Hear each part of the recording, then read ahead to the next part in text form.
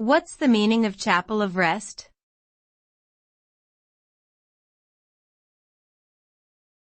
Chapel of rest.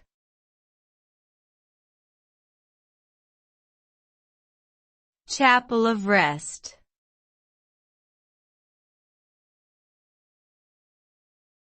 Chapel of rest.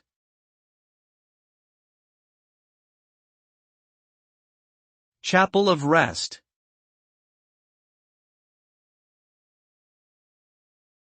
A chapel of rest is a room in a funeral home or mortuary where deceased bodies are kept prior to their funeral or burial.